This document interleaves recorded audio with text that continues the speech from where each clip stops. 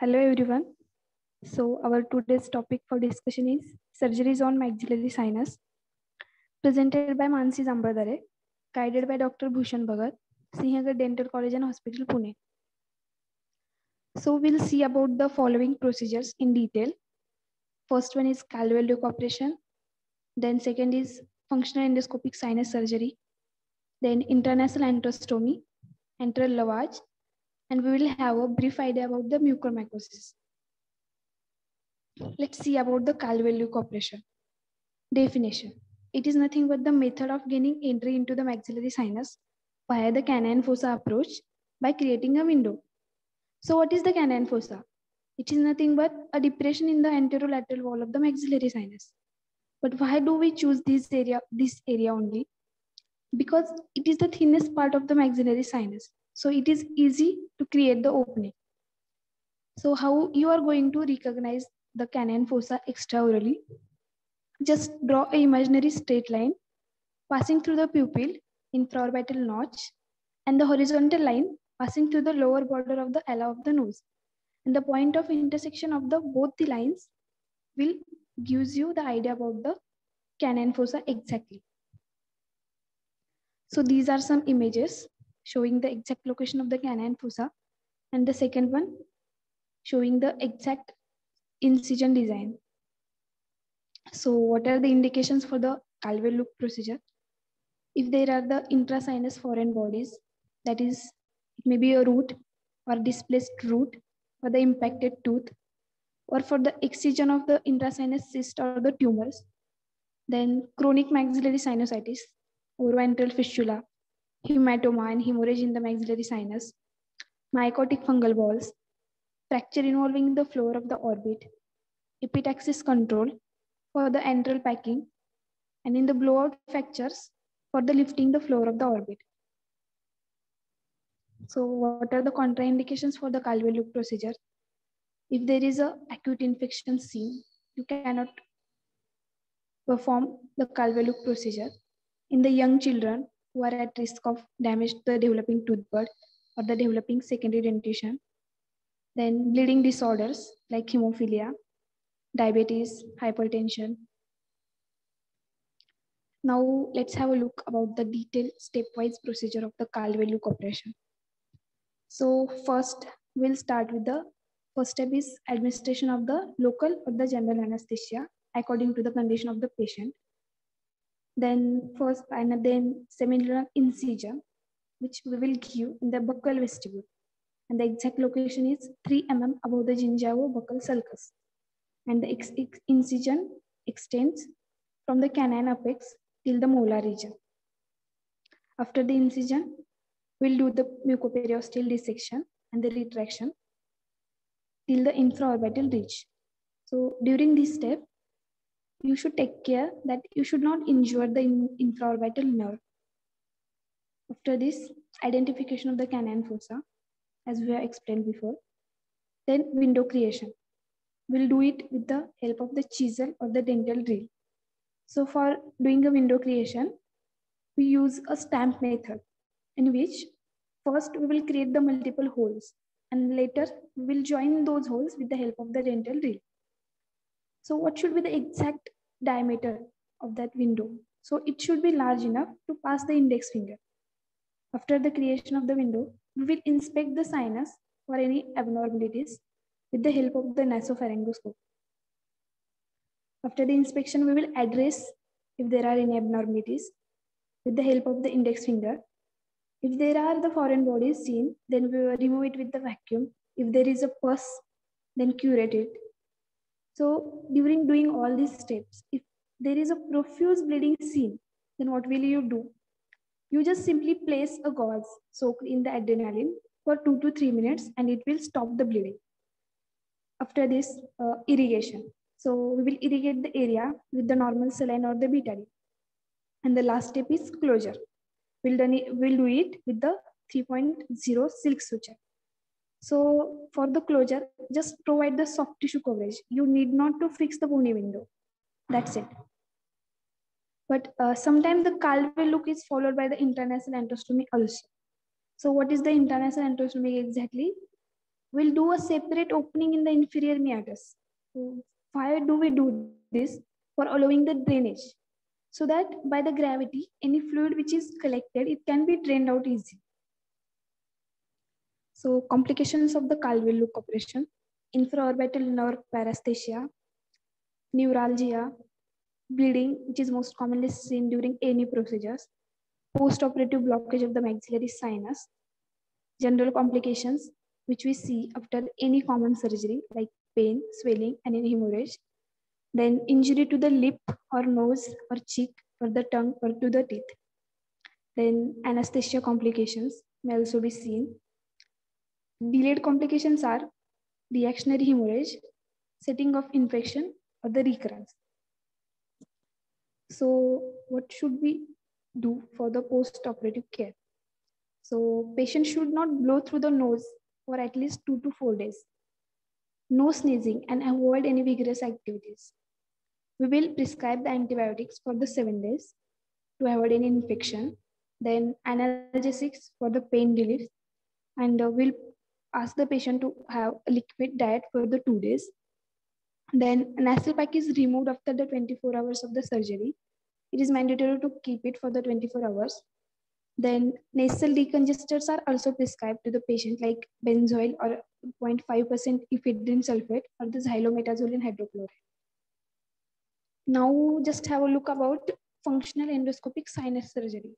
It is most commonly performed surgical method to treat the sinus infection, and recently it is most advanced procedure.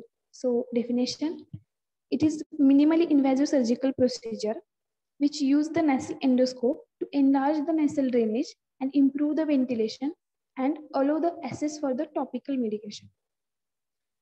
So it exactly actually restores the natural ventilation and also sinus drainage and also maintains the physiology.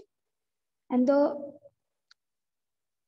main feature of the surgery is it removes only the diseased area. So how it is performed?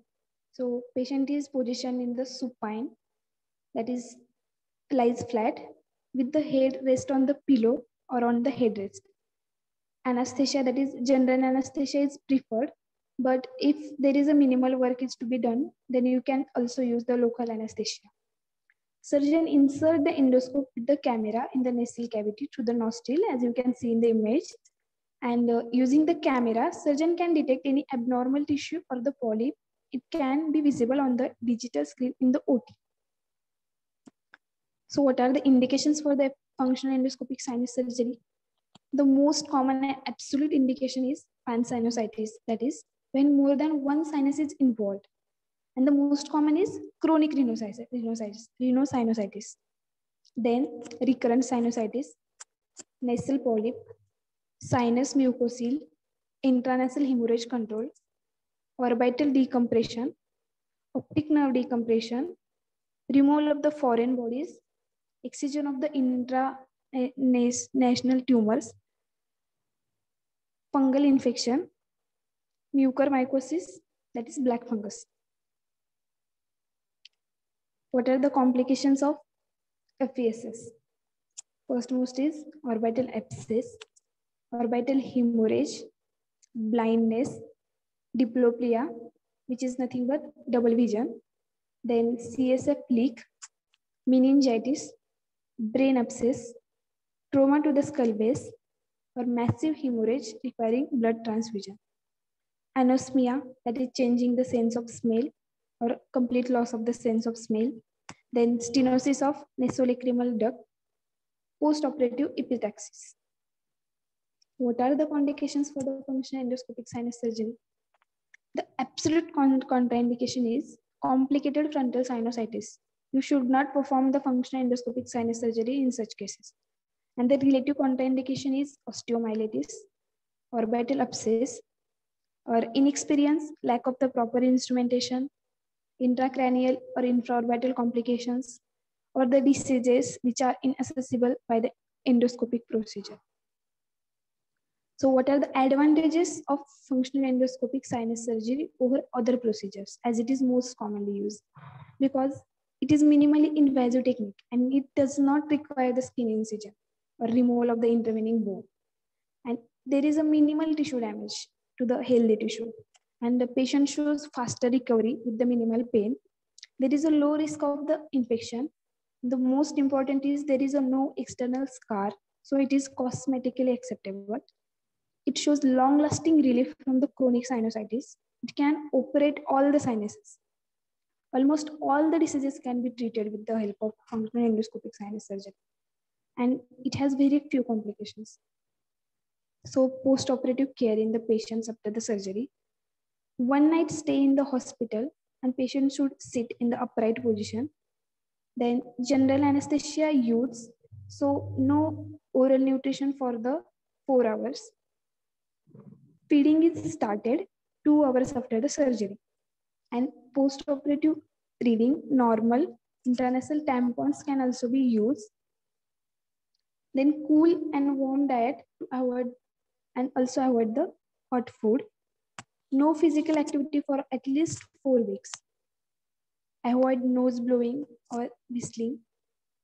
There could be a slight pain, so analgesics like paracetamol are enough. Then antibiotics to avoid the post-operative infection. And eat and drink the clear liquids if you are experiencing the nausea. Monitor the bloody drainage from the nose. And do not do any vigorous activities like driving, walking, running, or exercise. Now, let's see about the intranasal angiosperm. Definition. So it is the surgical procedure to enlarge the opening of maxillary sinus. That opening is nothing but ostium. So what are the uses of the intranasal angiosperm? It allows the surgical intervention within the maxillary sinus. Then improved sinus drainage. In what cases we'll do the intranasal angiosperm? Acute, recurrent, and the chronic maxillary sinusitis, which are not responding to the conservative management. Then cystic fibrosis, or to remove the tooth or root from the sinus, and also after the Calvel loop procedure for the drainage purpose. What is the procedure? So LA or GA, that is local anesthesia or general anesthesia, first we will give in any surgery, and it is the same. Then patient position, it is reverse Trendelenburg position, that is supine. Inferior meatus is perforated, and opening is widened up for about 2 by 1 centimeter, and the inferior edge is lowered as much as possible. Then small gauze or cannula is pushed through the inferior meatus to the maxillary sinus, as you can see in the image. Then we'll place iodoform gauze through the opening, and the one end of the gauze with the knot is kept out of the nostril, and other remaining part is used to pack the sinus. So it is exact image of showing the region of the antral puncture in the inferior meatus, and will puncture it with the help of Thiele's antral harpoon. And to enlarge that opening, we use the Thiele's antral burr, which is also known as Miles nasoantral perforator. Now see about the antral lavage, which is also known as the antral washout or the proof puncture. It is nothing but the procedure of inserting the cannula under the inferior turbinate and puncturing the lateral wall of the nose to enter the antrum. It opens the ostium temporarily and clear any mucopurulent material. Inferior meatus is visualized with the help of the speculum. The cannula is inserted and pushed until it abuts the opposite wall. The patient leans forwards, holding the bowl beneath the chin. If it is done under the general anesthesia, then patient should lie in the reverse Trendelenburg position and advise the patient to breathe through the mouth. Then water or the normal saline is irrigated through the cannula by the interval of 2 to 3 minutes, and the pus emerges out through the maxillary ostium. So what are the contraindications for the antral lavage?